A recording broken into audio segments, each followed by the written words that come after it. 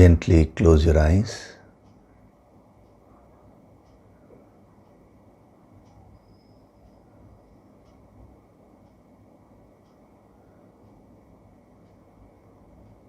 Do deep breathing.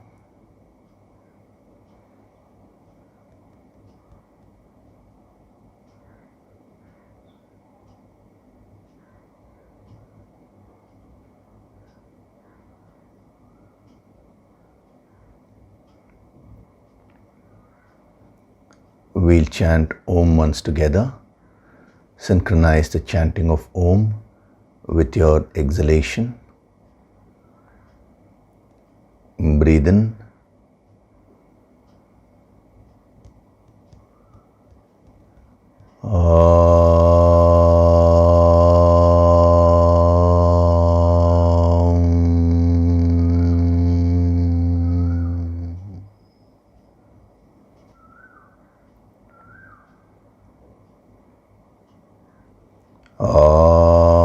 Sahana vavatu, sahanau bhunaktu, sahaviryam karavavahai, tejasvinavaditamastu ma vitvishavahai. Om Shanti, Shanti, Shanti.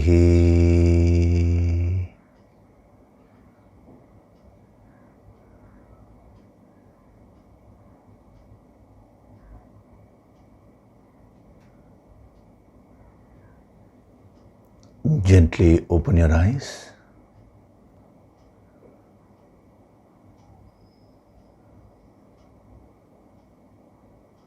We'll chant verses 8 to 12 of chapter 1. Bhavan Bhishmascha Karnascha Bhavan Bhishmascha Karnascha Kripascha Samitinjayah Kripascha Samitinjayah Ashwathama Vikarnascha Ashwathama Vikarnascha Saumadattistatthaivacha Saumadattistatthaivacha Anye cha bahavah shuraha Anye cha bahavah shuraha Madarte tyakta jivitaha Madarte tyakta jivitaha Nana shastra praharanaha Nana shastra praharanaha Sarve yuddha visharadaha Sarve yuddha visharadaha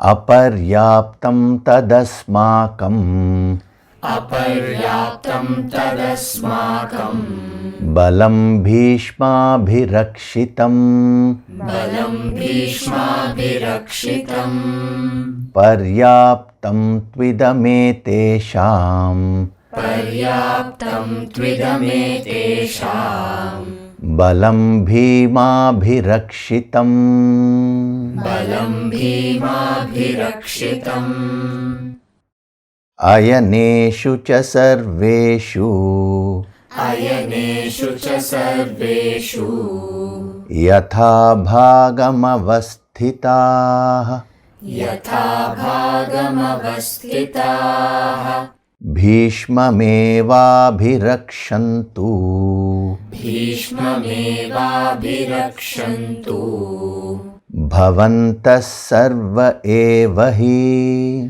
Bhavantas sarva evahi Tasya sanjanayan harsham Tasya sanjanayan harsham Kuru vruddha pitamaha Kuru vruddha pitamaha Simhanadam vinadhyochaihi Simhanadam vinadhyochaihi Shankham dadmau pratapavan Shankham dadmau pratapavan Hari Om and a very good day to all of you.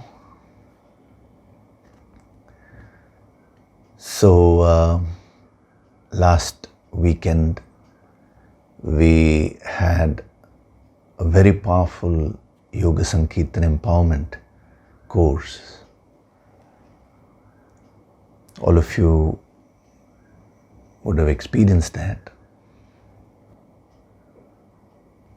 Now there have been many messages which you all have sent me.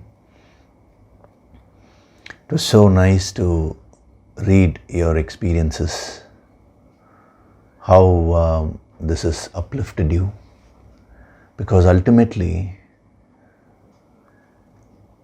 what does a teacher want from the students? Nothing really.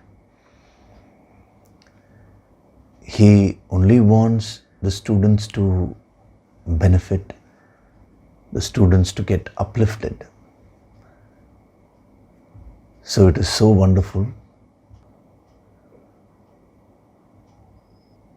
And there were a few people who had asked, who had not asked a question, but they had mentioned that of all the Yoga Sankirtan empowerments which they had attended till now, this one was the most powerful. Yes, there are two reasons for that. One is you were all more prepared. So when the students are more prepared, automatically the master raises the Shakti. And the second reason is, since this was done online, the energy was raised even more to compensate for the lack of physical presence. But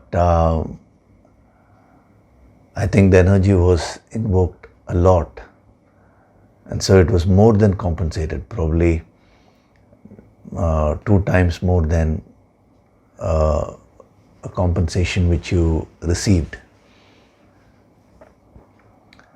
That is a wonderful thing, because see, these kind of barriers, when we say that, oh no, the lockdown is there and so many restrictions are there. You know, when these barriers are there, one way is to look at them as blocks. I wouldn't call them barriers, challenges. You know, when these challenges are there, one way is to look at them as blocks. The other way is to see how, in spite of those blocks, we can still get whatever we want from life. That is the key. If you want to develop your inner strength and take charge of your life, this is what you need to practice. Whenever any challenge comes in front of you, immediately don't see it as an obstacle to your path. Instead, you think about, okay, this is what I want and this challenge is in front of me. Now what should I do in order to get what I want? So once your goal and your path is set, no challenge can come and stop you from reaching your goal.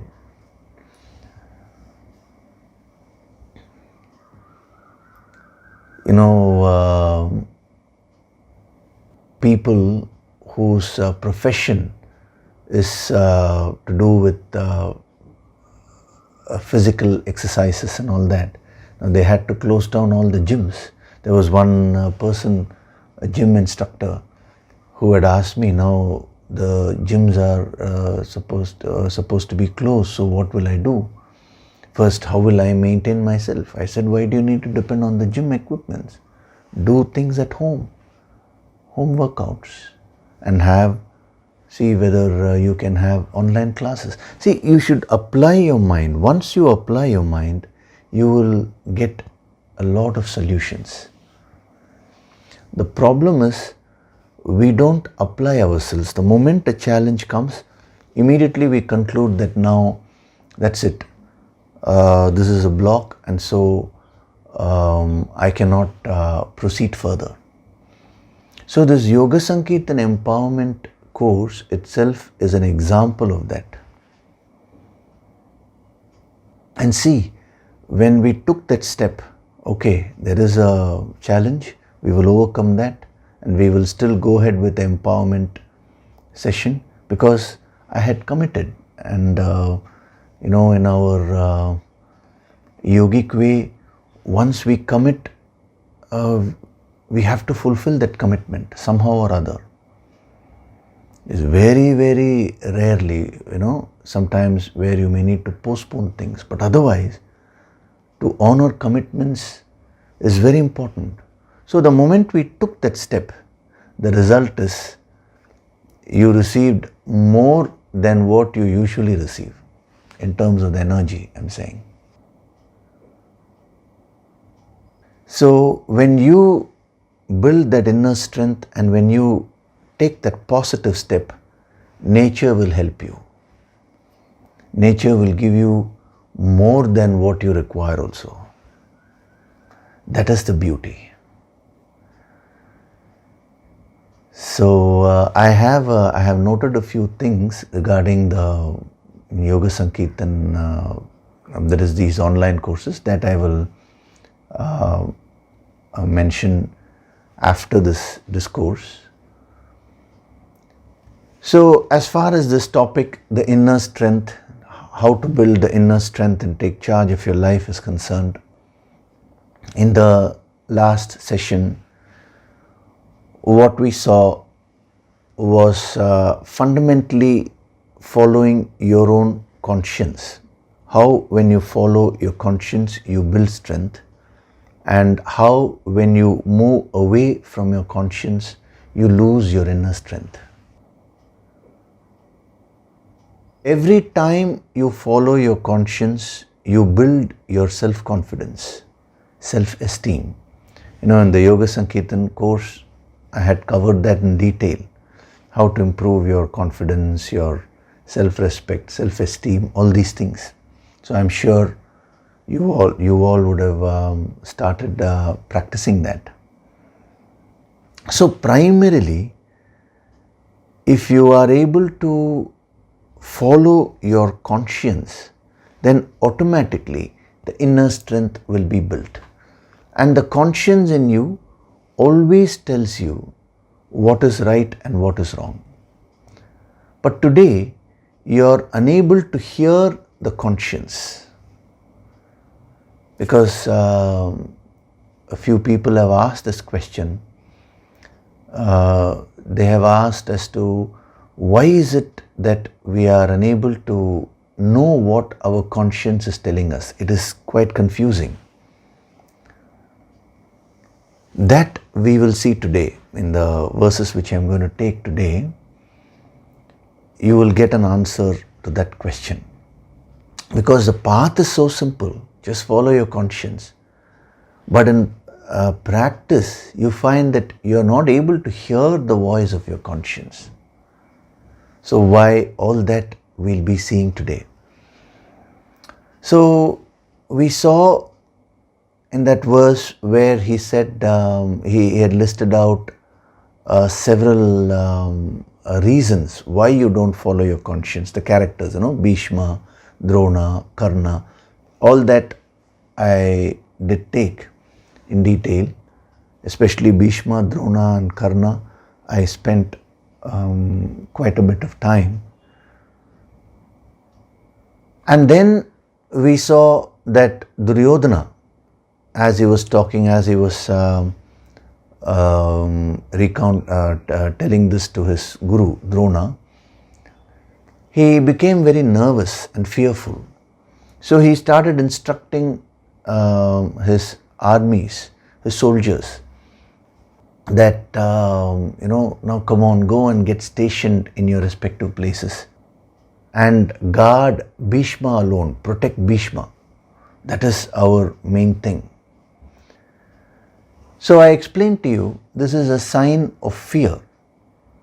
He even goes to that extent of saying that the Pandava army protected by Bhima, that army is sufficient, whereas our army, even though protected by Bhishma, it is still insufficient.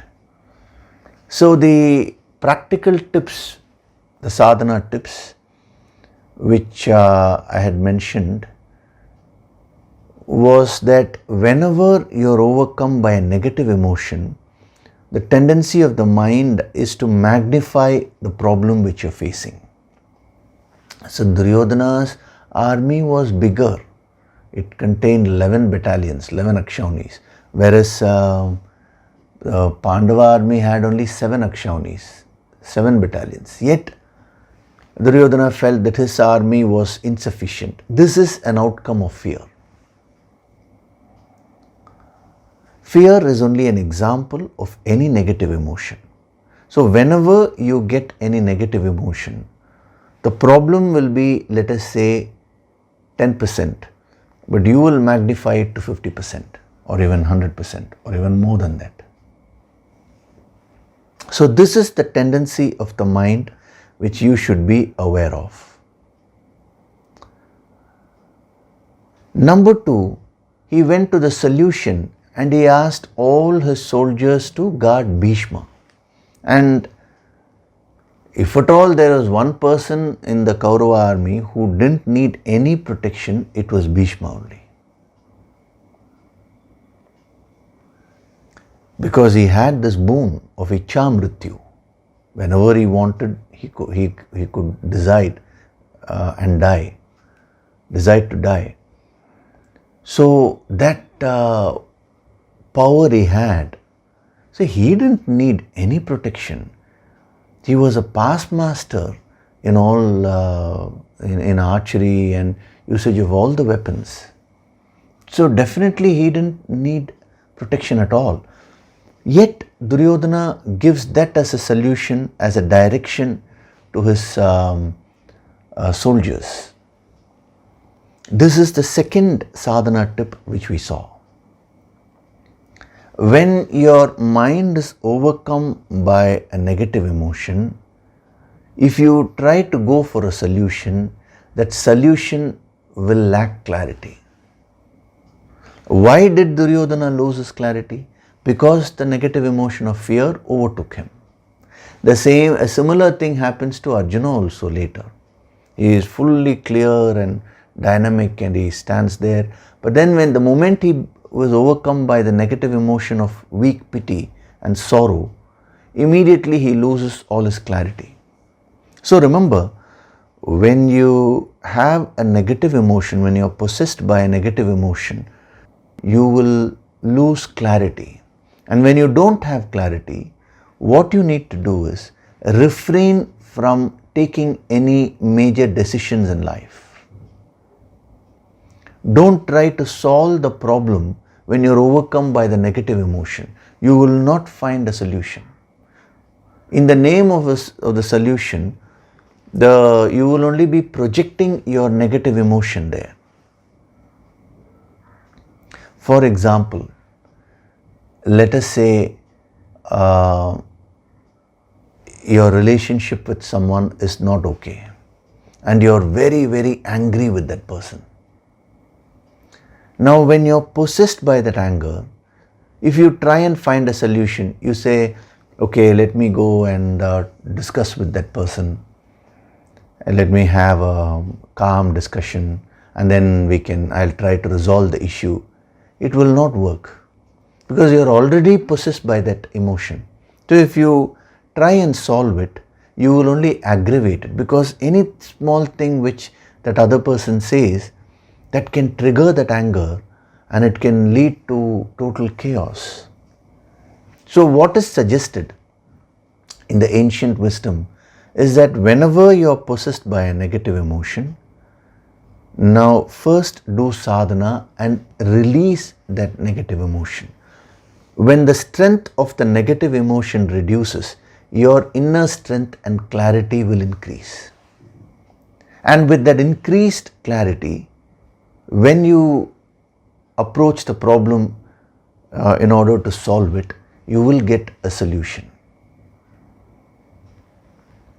Even for to youngsters, when they go and write their exams, I tell them that apart from whatever you've studied and all that, one of the key factors is keeping your mind calm and alert when you are writing your exam. So I always give them this advice. That is, supposing, let us say, there is a particular question which you are unable to solve, and that completely puts your mind off balance. Now, the fear will increase, nervousness will increase. So don't immediately go to the other problems, and in a frantic way, don't try to solve. Then you will make a mess of it. Instead,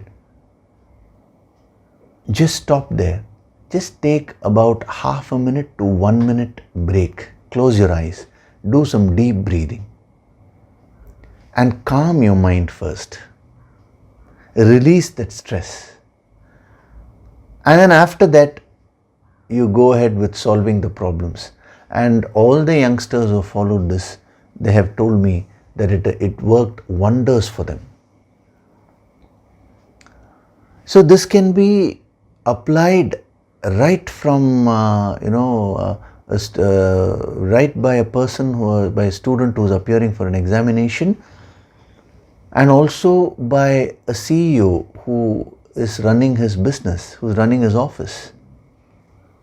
Anywhere, in your relationships, in your work, wherever there is a problem, if you want a solution, you follow the simple tip. First, observe the reaction of your mind. If you find that the mind is possessed by a negative emotion, first release that and calm your mind. Then go for solutions. In a negative frame of mind, never ever decide something, because your decision will not be fine. So this is what we saw up to verse number 11. Now we will chant verses 12 and 13. We will take up those two verses. Tasya sanjanayan harsham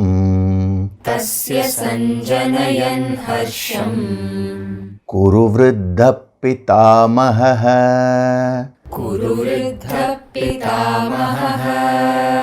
Simhanadam vinadhyochaihi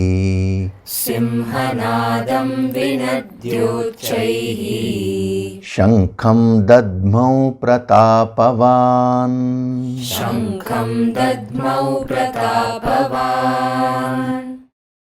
Tatah shankascha bheryascha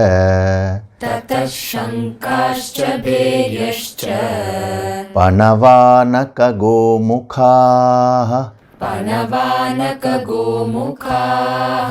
Sahasaivabhyahanyanta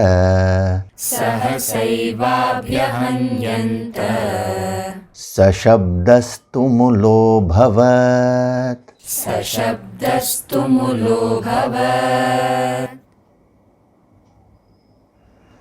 Tasya sanjanayan harsham.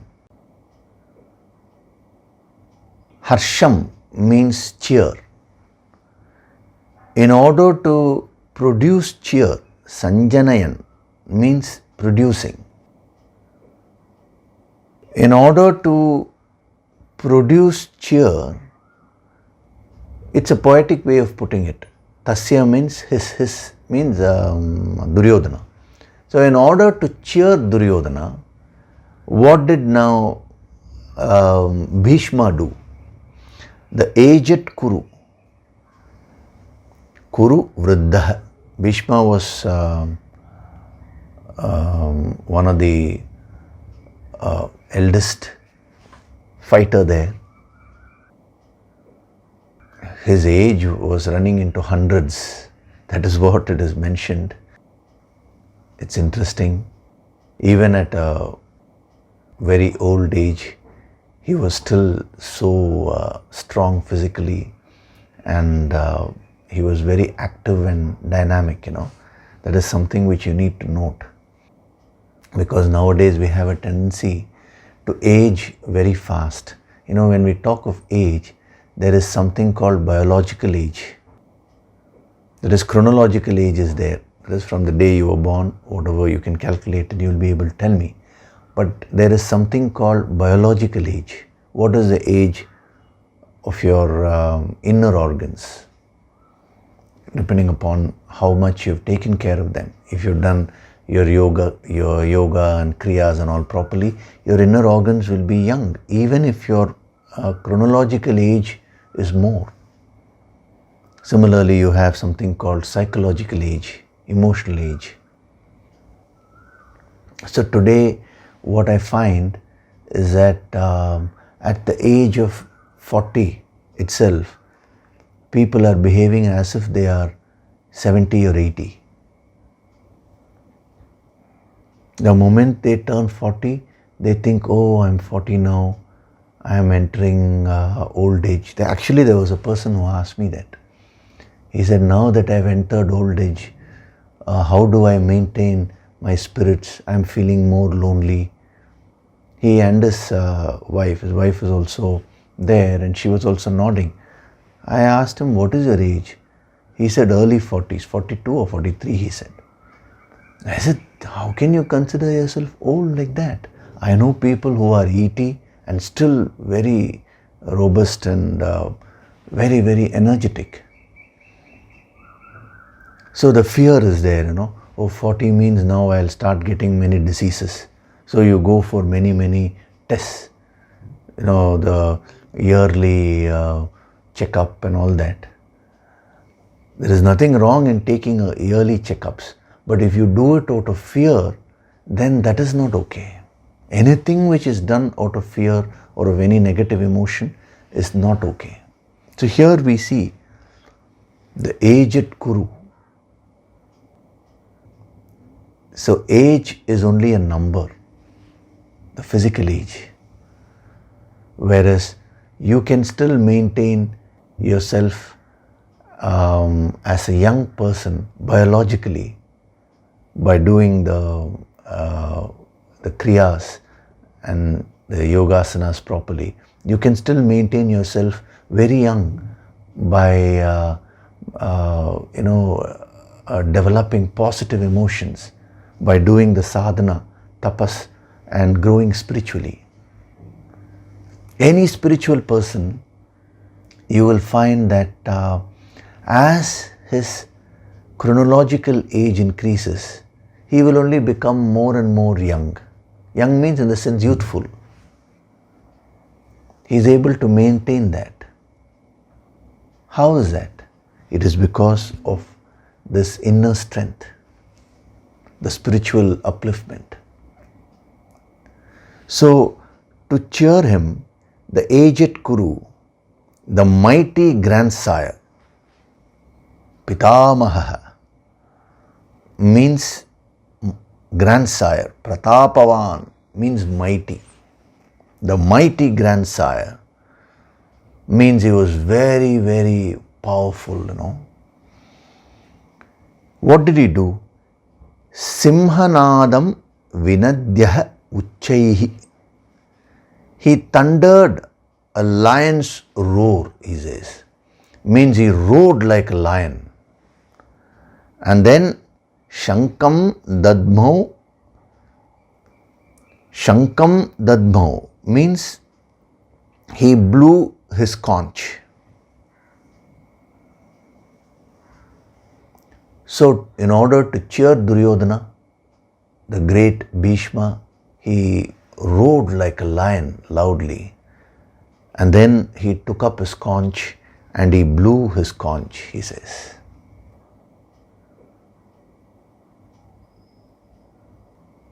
We'll come to this verse, I will continue. Verse 13 also we have to see. And when we do the verse 13, we will also compare it with one more verse which comes later on.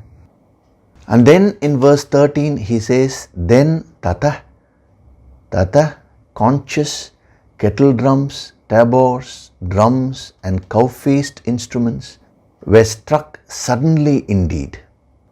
Sahasa means suddenly. That sound was tumultuous. Tumulaha. So what is he saying in verse number 12? See, Duryodhana was caught up with a negative emotion and he was psychologically completely down. And Bhishma was the eldest there and he was the commander-in-chief of the army. The king himself is going down in spirits. Now what will happen to the other people in the army? Therefore, it was very important that Duryodhana had to be cheered up. Therefore, you find Bhishma taking this step. So as a first step, what did he do?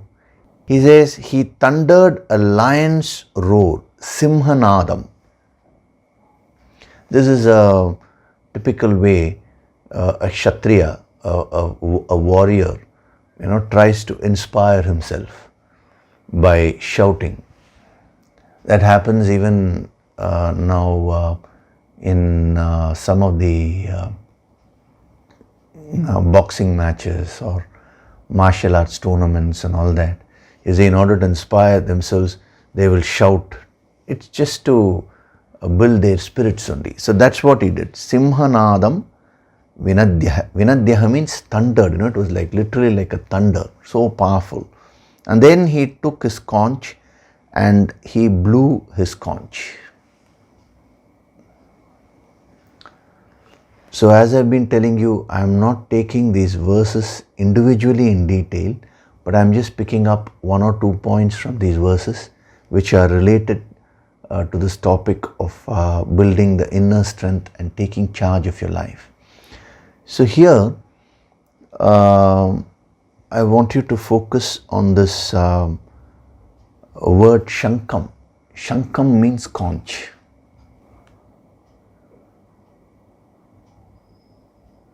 The conch has a very deep significance as far as your spiritual sadhana is concerned. What is a conch? You all know a conch is an instrument which they use, they blow, they keep it here and they blow it.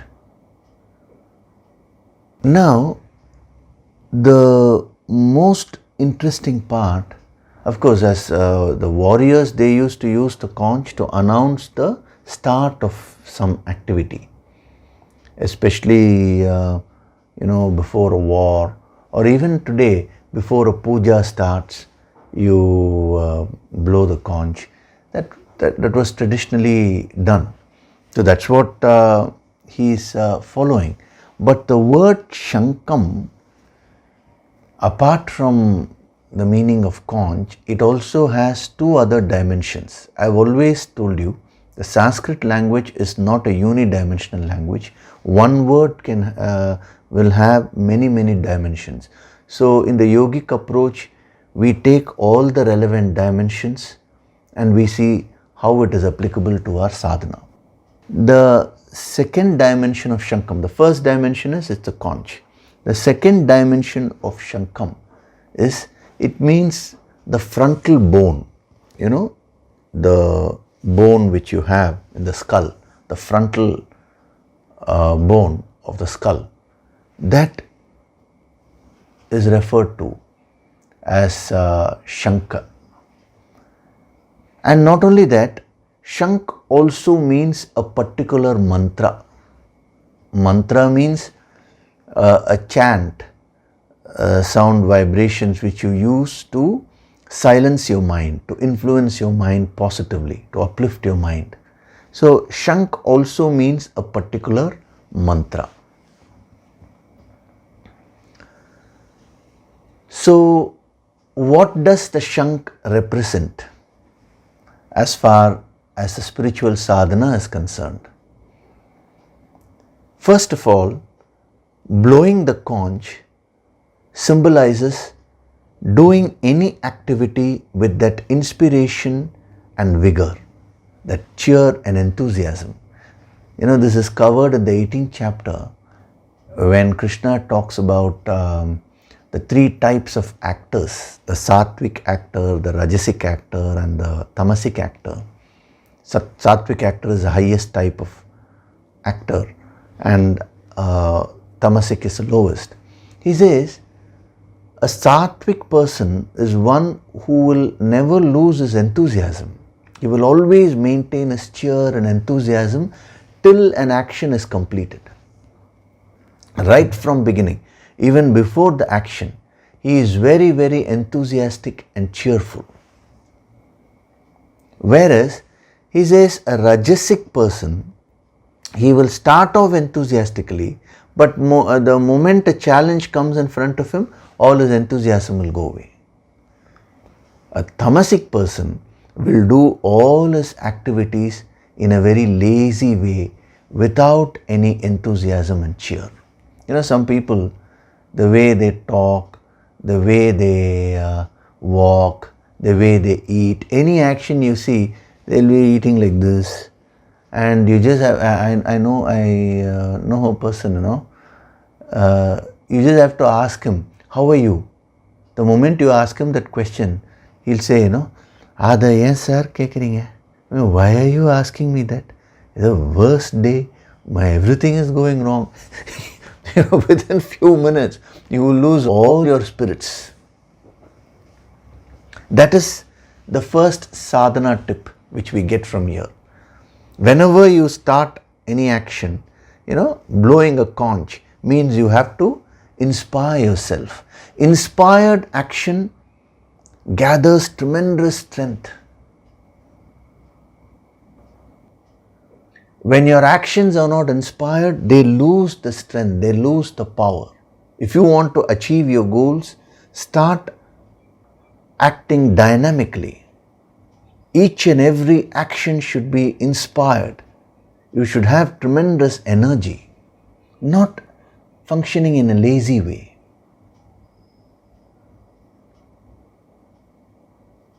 And that inspiration should not be just before the action.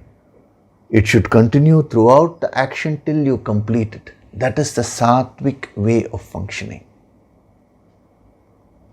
So if you are going to office every day, okay, now most of you are working from home because of the situation, fine. Now don't say, oh my God, as soon as I wake up, now I have to sit for work. That is not the right spirit.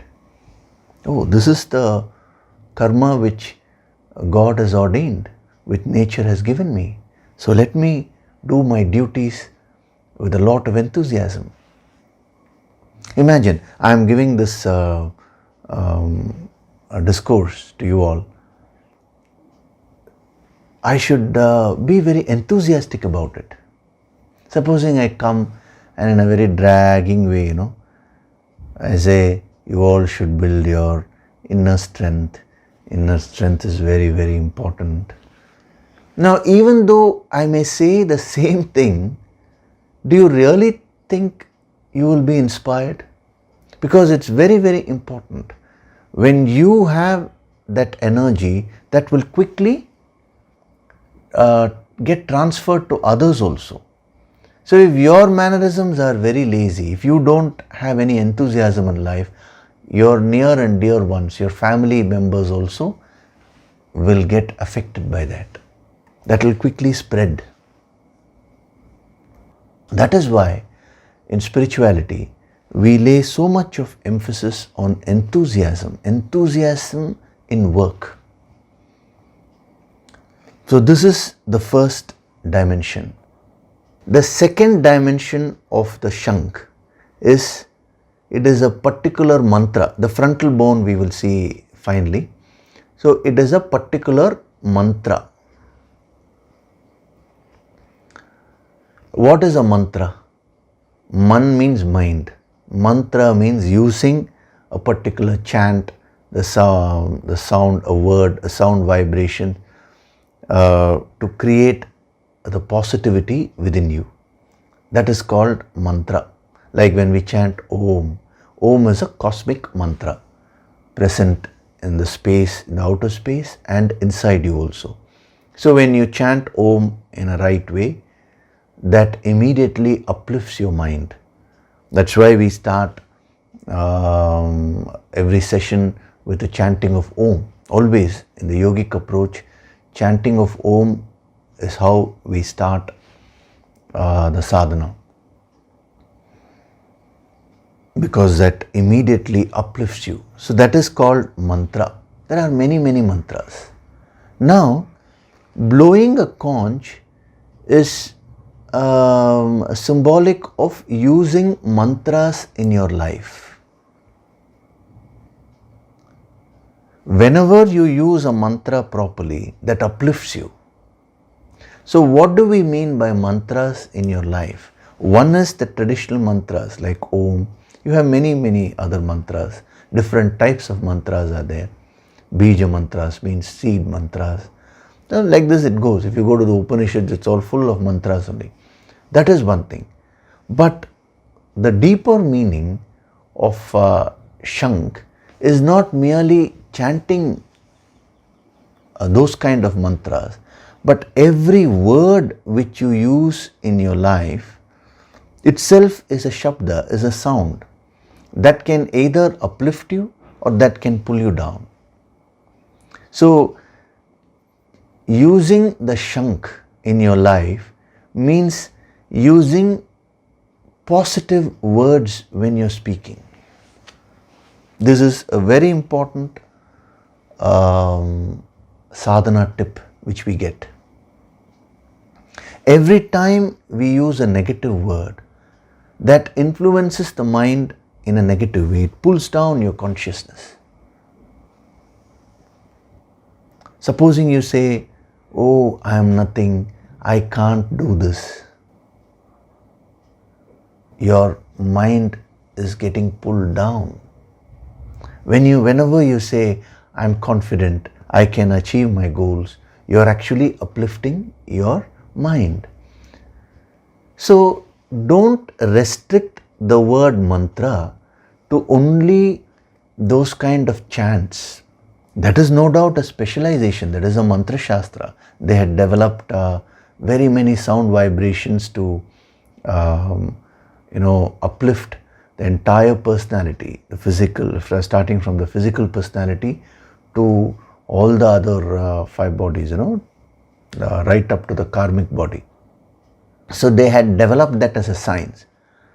But the principle of that is this only, using the shabda, using the sound to uplift oneself. So a yogi is one who is not satisfied with merely chanting a few times in the morning, few times in the evening. Rest of the time he uses negative language. There is no use. He applies this principle of mantra shastra throughout his day. Whenever he talks to anybody, he uses positive language.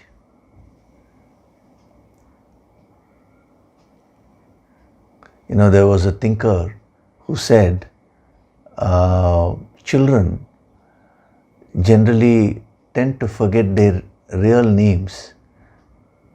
When a child was asked, what is your name? The child said, don't.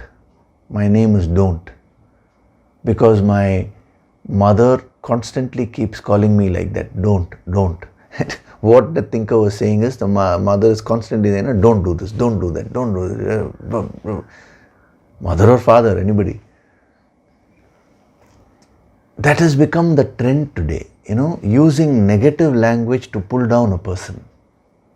But what you need to understand is, before that mantra, I am using the word mantra in a liberal way here, before that sound vibrations reaches the other person, it is first produced within you. So it pulls you down and then only it pulls the other person down.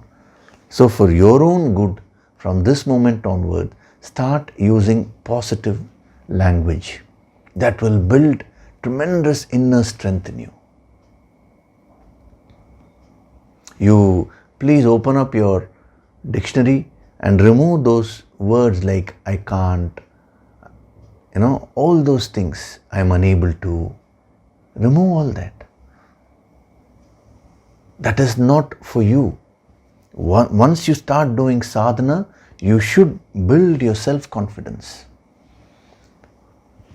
So observe yourself. Throughout the day, you will be using a lot of negative language and pulling down the spirits of your own mind. And similarly, whatever you read, whatever you hear, all that also, those are also mantras only. I did mention earlier, even in the 10-day healing course which we had, I had mentioned to you, don't go on watching negative things, negative news, negative movies, where only negative things are depicted. When you keep on exposing your mind to that on a daily basis, slowly, that will start influencing your mind in a very negative way. You have to be very careful. The greatest service you can do to humanity is remaining positive within you, is building this inner strength. And when you start using positive language, you will find a wonderful effect not only within yourself. The first thing that will happen is in your family. Your family members will start reacting positively. Don't expect it within one day. You'll have to consistently practice this. Then you will find that this law functions. So that is the second dimension of Shank. The third dimension of Shank is the frontal bone. It is referring to the frontal bone here. What is the frontal bone? Shank, basically blowing a conch, represents the expression of one's personality. Constantly, you're taking inputs from the world and then you are responding, you are expressing yourself. How are your expressions today? When you follow your conscience, your expressions will be graceful. When you follow your ego, your expressions will lose that grace. The very word BHAGAVAD GITA, Gita means song. Bhagavat means divine, supreme. It's only divinity which is supreme. So Bhagavad Gita means the divine song. So sound can be of two types. It can either be noise or it can be a beautiful song. So there, Bhagavad Gita, song means expressions. So your entire expressions in life should become divine and graceful. It should cause peace within and it should also cause peace and happiness to others. That is the meaning of blowing the conch. It represents the expression of your personality. So what is this frontal bone? Why is he talking of this? It's very deep. I'll cover one or two aspects of this.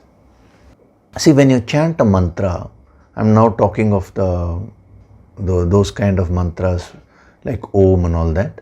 So supposing you chant Om, Om.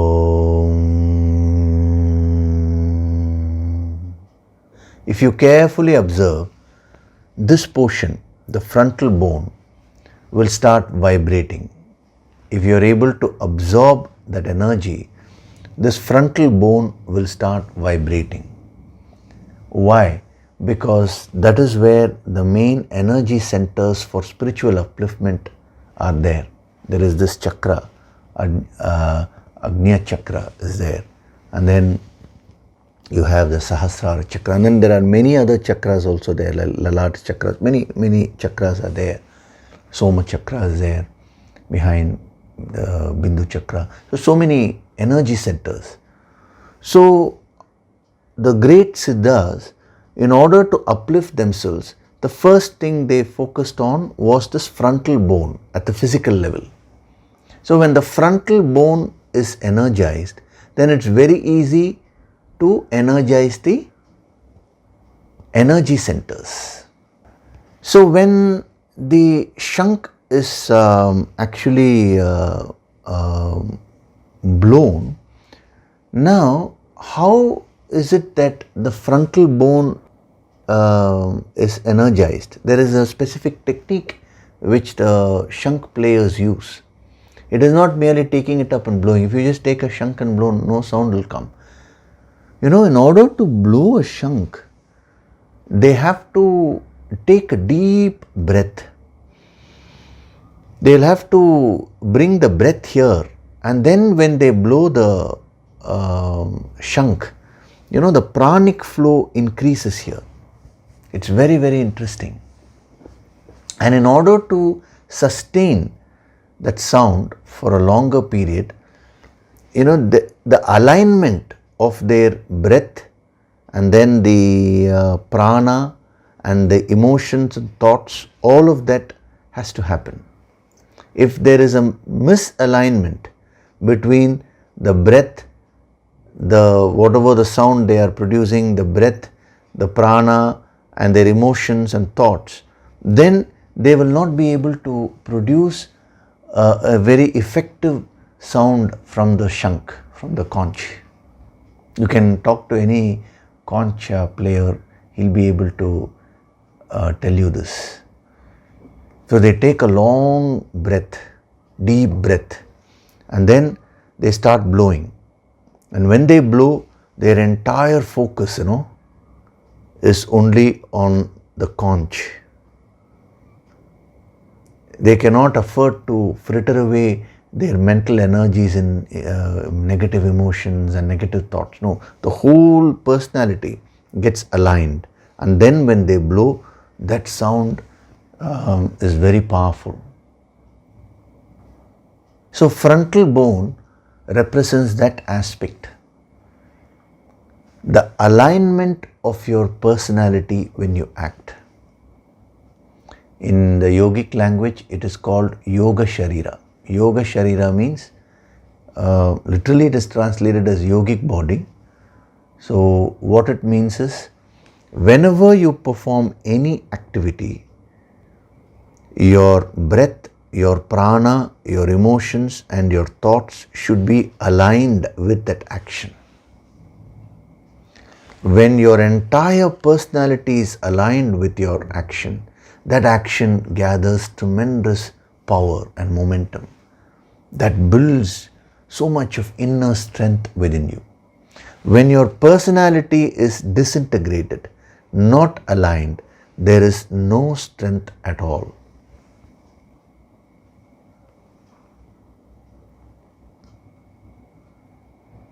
So as sadhaks, if you want to build your inner strength, now you should start focusing on aligning your personality. We'll be seeing this, when Lord Krishna takes his conch and he blows. The beauty of it is there is a name for each conch, and Krishna's conch was called Panchajanyam. Means a perfect Panchajanyam means the 5 aspects being aligned and fully alive. When we come there, I'll explain to you. So that is what he had achieved, because he was an avatar. There is nothing for him to achieve. Right from birth, he was one with the infinite. But you can achieve the same thing by doing proper sadhana. So today, whenever you're acting or whenever you're speaking, if you carefully observe, you will find that your breath, prana, emotions and thoughts will not be aligned to that action or speech. You will say something, but your emotion will be something else, your thinking will be something else, and your breath will not be regular, your pran shakti will not be there. If you want to become an effective communicator, the alignment is the key. The power of a yogi is in his alignment. Whenever you go to a master, and when the master says something that pierces the deepest layers of your mind. If the master says something positively, that also goes deep. If he says something negative, true master will not influence anybody negatively. I'm just saying for argument's sake. That will also pierce the mind very powerfully.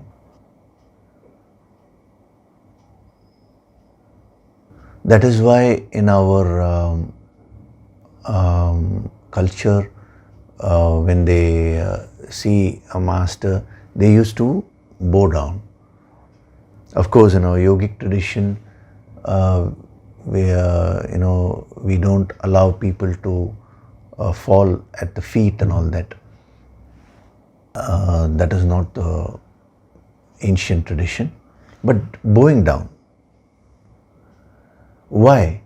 Because when you bow down and become humble, you become very receptive to receive the higher energy from the master. And when, whatever the master says or whatever he does, it will be with full power because that alignment is there. So with that alignment, when he says, yes, I'm blessing you, or this good thing will happen, it's a powerful energy which you are receiving. That will give you that fillip, that will give you that boost for you to go and act and become successful in life. So, aligning your personality.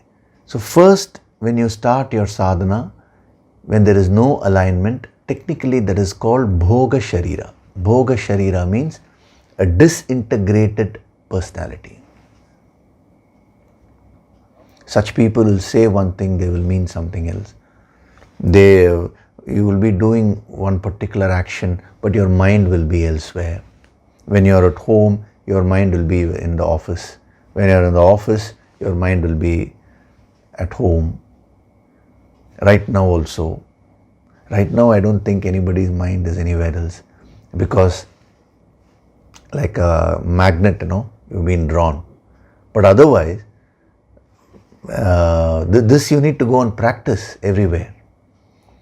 When you do your actions, whatever be the present activity, align all your 5 bodies, your breath, your prana, your emotions, thoughts, and then start doing that activity. Practice it in every little thing, whether you're brushing your teeth, whether you're eating food, whether you're sleeping, whether you're working, doing office work, or you're doing household work, whatever it is, this alignment. So when your 5 bodies get aligned, that is called yoga sharira. Yoga means union, alignment. That is the first step which you need to achieve. It takes several years to master and come to that level. Once you have achieved that, then there are further sadhanas, from yoga sharira. You move to what is called as siddha sharira, the mantra sharira, then siddha sharira. And then from siddha sharira, you go to what is called as nada sharira. Like this, there is a lot of techniques, and as the Shakti is increased, so much of advancement happens to a sadhak. As we do more and more advanced courses, when you're ready, I will be teaching this deeper sadhana. But you need to be prepared for this. See, when you come to a master with a bhoga sharira, whatever he says, you cannot grasp fully. That is why you want to write notes. I would suggest don't write notes when you're listening. After the talk is over, sit for 5 minutes and try to recapitulate whatever was said and then write notes. Even if you forget a few points, it is okay, but it's a very good sadhana for you. I'm not saying writing notes during lectures is wrong, but I'm now giving you the further higher sadhana, and that is, try to absorb what is being given directly and then spend about 5-10 minutes after the session is over in trying to recapitulate and write. It will help you to align all the aspects of your personality. There was a sadhak who was telling me that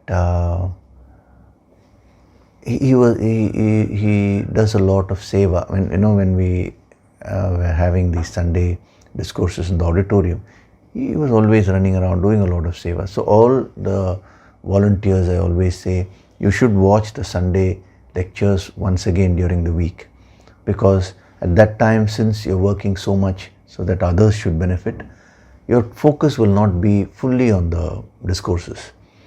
So one sadhak, he was telling me that he took that lightly, and then but when he practiced it, when he next day he got up and he heard the whole discourse again, he was totally surprised.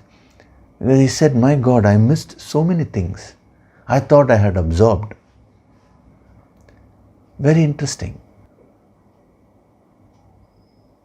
So practice this sadhana of Shank, this conch. 3 things I have given to you.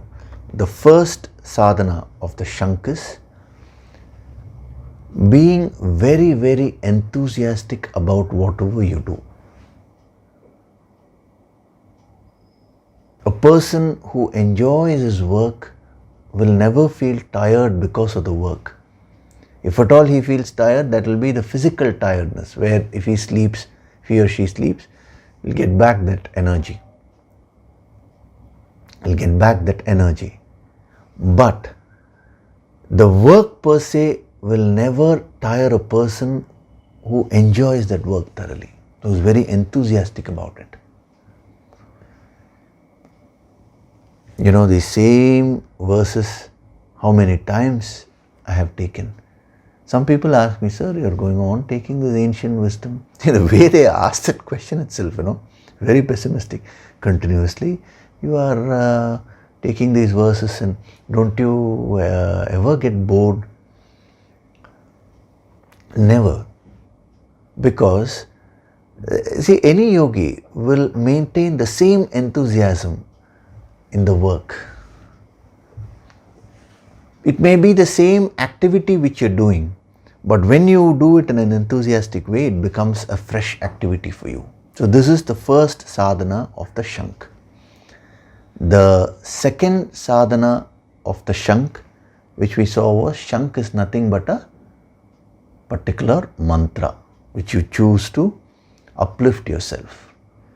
So whatever words which you use on a day-to-day basis, those words actually formulate your personal mantra.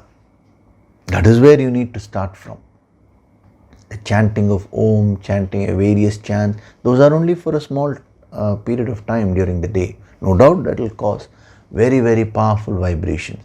But throughout the day, start using positive language to yourself and to others, especially to children. Infuse them with a lot of positivity and confidence. Don't put another person down. And whenever you use negative language or you talk harshly to someone, don't hesitate to apologize. See, whenever you talk in a harsh way, that you are openly manifesting. But when it comes to apology alone, you don't have the strength to go and say sorry. No. Supposing you are unable to say sorry externally, at least internally, you should do the sadhana and apologize to that person and send the positive energy. It's very important. This is a sadhana which every yogi has practiced. And then the third aspect of Shank is the frontal bone. That is the alignment of all the aspects of your personality. In common parlance, they say your thought, word and deed should be in one line. So word means speech, deed means actions. So all your actions and your speech how should what should be behind that? The breathing, the prana, the positive emotions and the positive thoughts, all that has to be aligned. So when they are perfectly aligned, that creates powerful vibrations, positive vibrations in you. It increases your inner strength tremendously. If you want to take charge of your life, this is the way. A person's whose personality is disintegrated, whose mind is running helter-skelter, such a person cannot take charge of his life. He will find that his life will drift away from him. He will have no control over anything which is happening. Nobody will listen to him. It is said in the Shastras that if you practice this alignment and focus for 12 years continuously, you will gain so much of power. When such a person comes, you will not be able to look into that person's eyes also so easily, because his eyes will be so sharp and focused. Have you noticed any true spiritual master, his eyes will be very powerful. So one person asked me, "Sir, how to develop powerful eyes?" He wanted to know whether there are any special techniques by which eyes can become powerful. There is nothing like that. Of course, there are practices in the yogic practices like Tratak, and so many things are there. Even in the Varmakalai, they call it Nokuvarmam, that is there. But the principle of that is this only: aligning your personality behind everything which you do. There is no point, a person says, "I'm doing Tratak," staring at one thing, but the rest of the day, that person is frittering away all his or her energies. See, whatever sadhana which I am giving you here, you just start practicing them. Don't be so much bothered about these names, because the moment I talk about Nokuvarmam means you in the martial arts Varmakalai, they had that, using the power of the third eye, the eyes, to gather tremendous energy and power. Now I'm sure many people will start asking questions, "Sir, how to now develop Nokuvarmam?" That is not merely a technique to be developed. It is a level which you have to reach through sadhana. You go and talk to any true Varmakalai expert, he will tell you that. There are so many false so-called masters, They will say, "I will give you a special technique by which you can develop your third eye." There is nothing like that. You will have to follow all this. The more aligned you become in life, the more powerful you will be.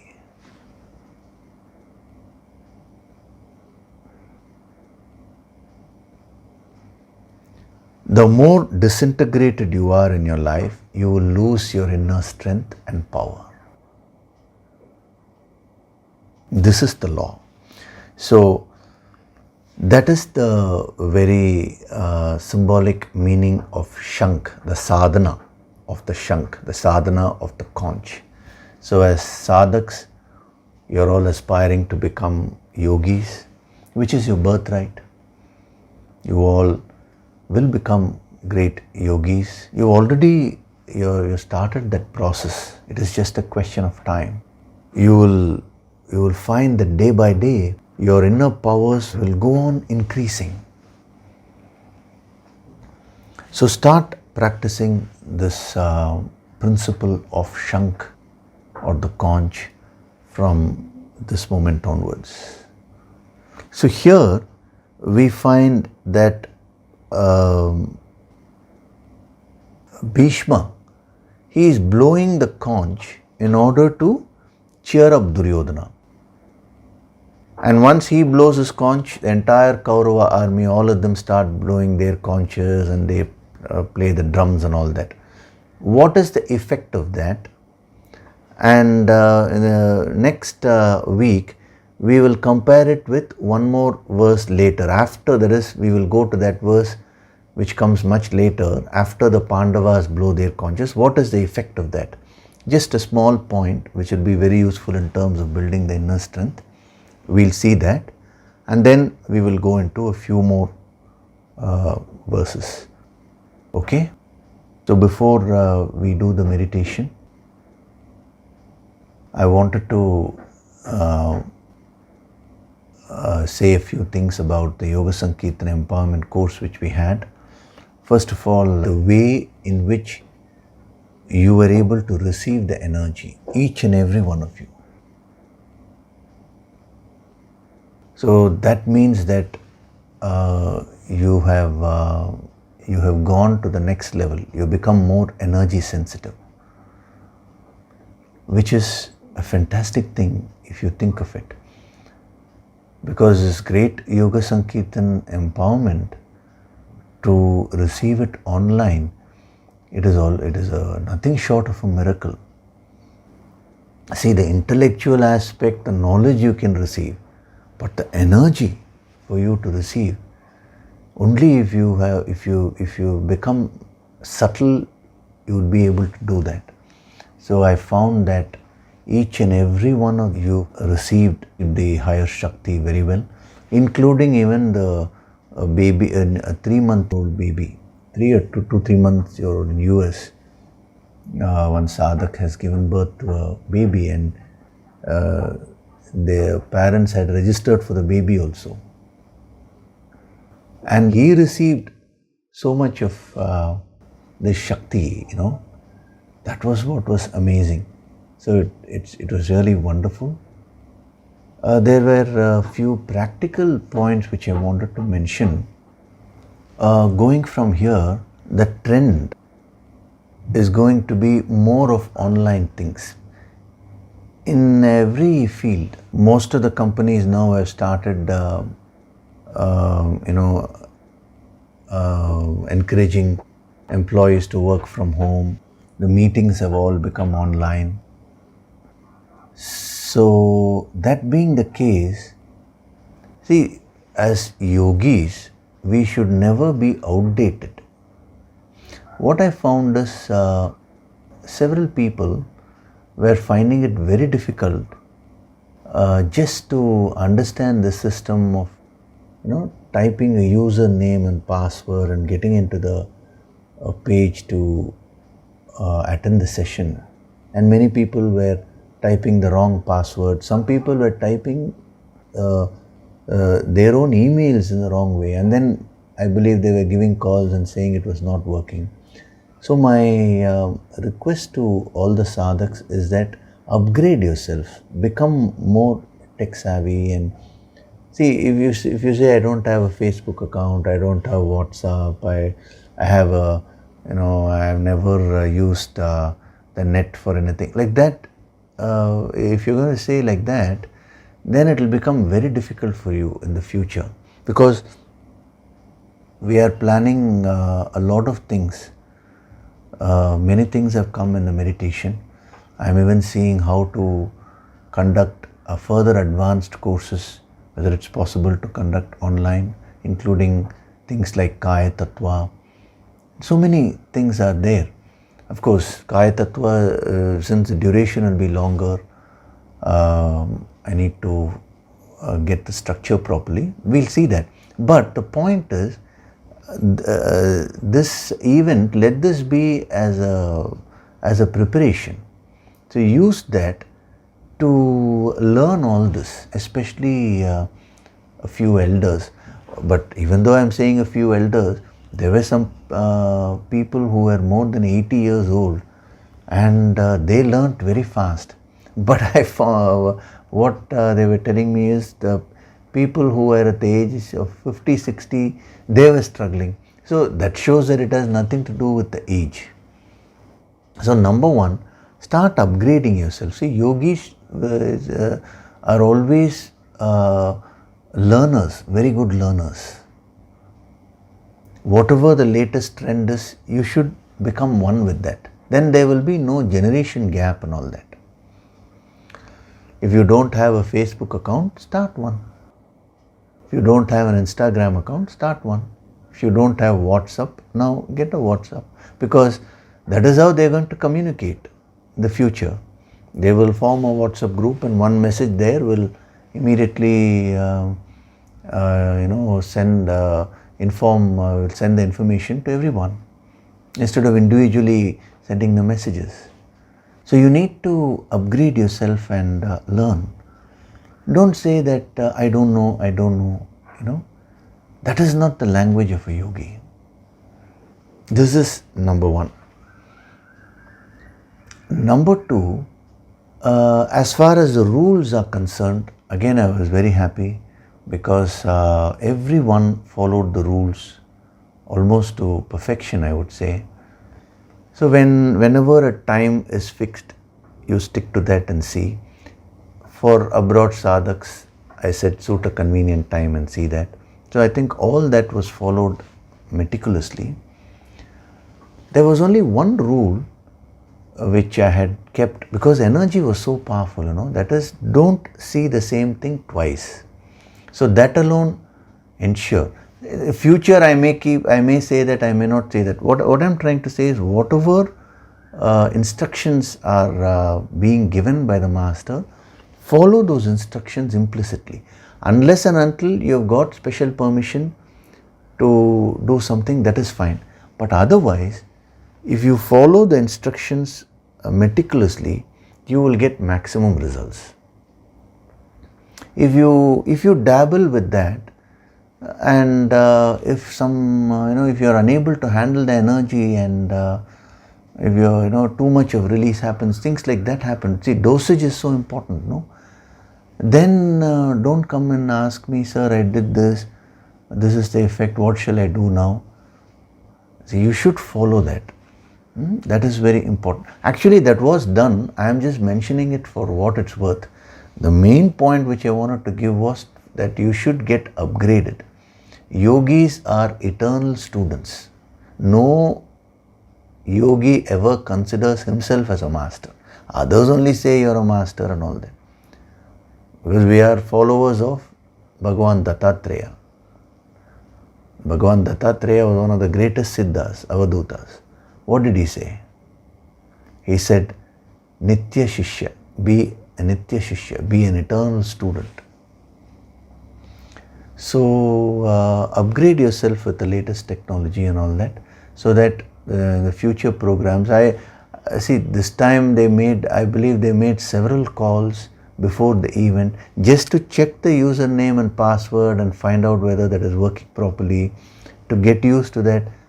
More than 30-40% of the people kept it, to the last minute, till the last minute. That will only add to your stress. So from next event onward, there is going to be no spoon feeding and all that, giving constant calls and reminding, please check your username, password. You will have to do it by yourself, because in advanced courses, that commitment is the key. So you will have to overcome that tamas. So when things are radically changing, if you stick to the same old way of functioning, that is stubbornness. So we'll have to overcome that. Bhishma is a classic example of that. He was so stubborn about his vows that he refused to break those vows, even when unrighteousness was happening right in front of him. So that is the tip which you should get from him. Okay. So now we'll have meditation.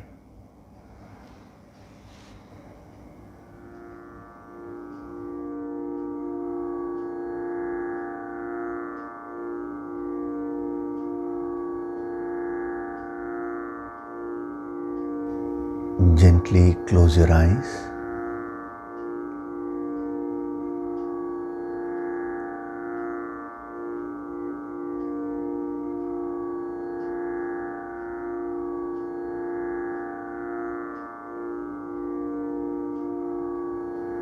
do deep breathing.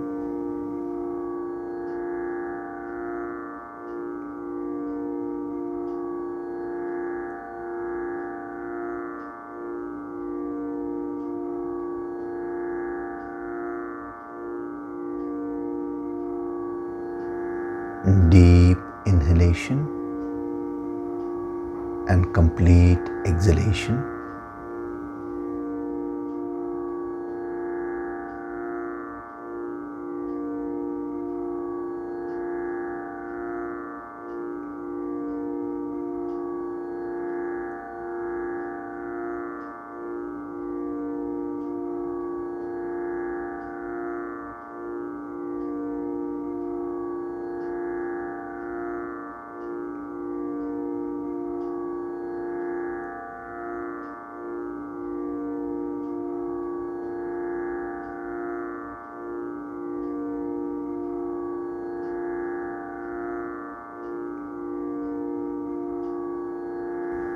With every breath, I'm going deeper and deeper into myself.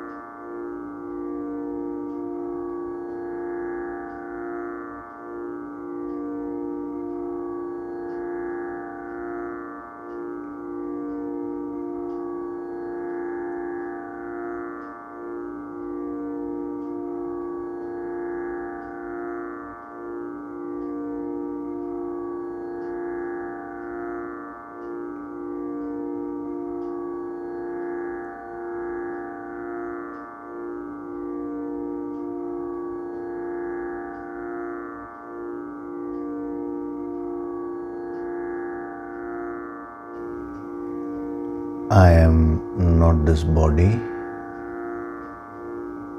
I am not this mind. I am not this intellect.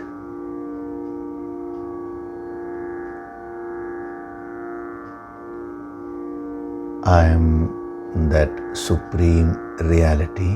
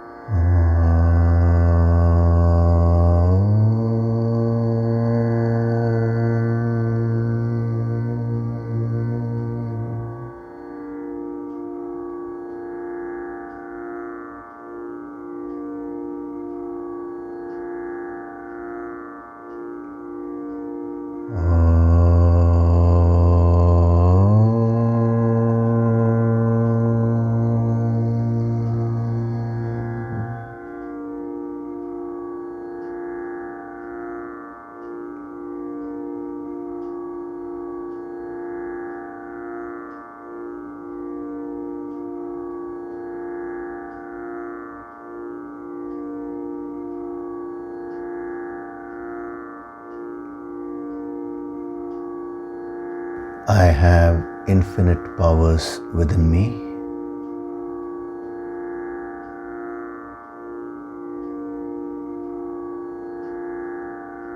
From this moment onwards,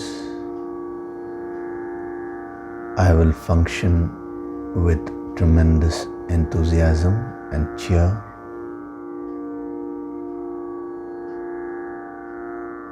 I choose to use positive words whenever I speak.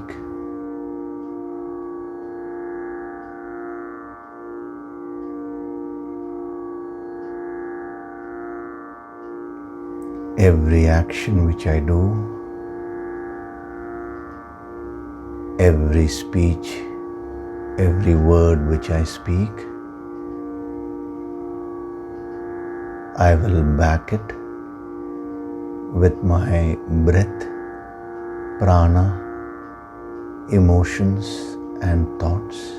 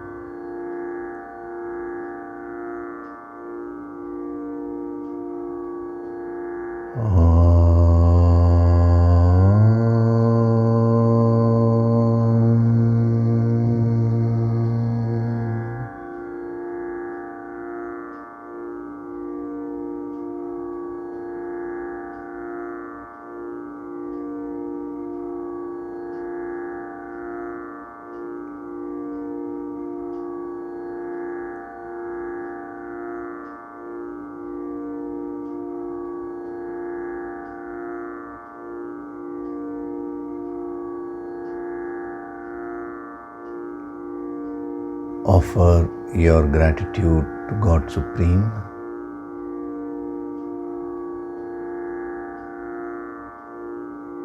Offer your gratitude to your Guru and all the holy masters.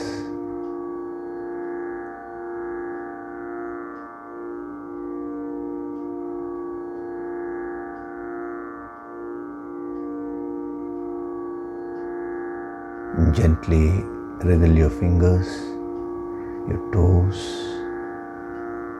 as you slowly come back.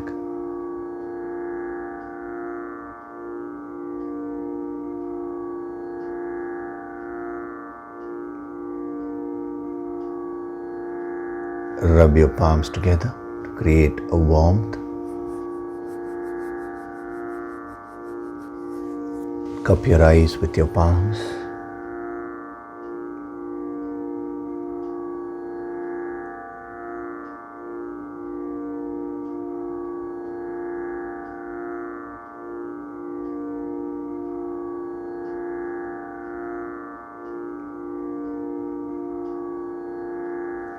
Gently rub your eyes, your cheeks, forehead, top of the head, the back of the head and neck. And very, very slowly open your eyes.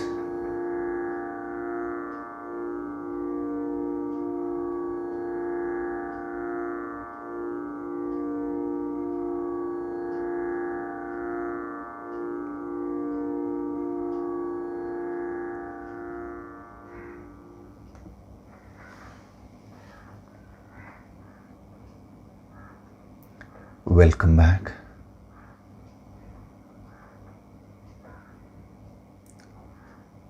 So today I have given you a lot of points regarding the principle of Shank.